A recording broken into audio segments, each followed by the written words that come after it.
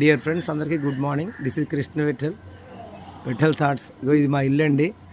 మా మావయ్య గారు నెహ్రూ గారు ఇచ్చిన స్థలంలో కట్టుకున్నాను. నిజంగా చూసారా, ఇక్కడ ప్రతి మనం పండక్కి ఏం చేస్తామంటే మామిడి మొక్కలు అవి కూడా.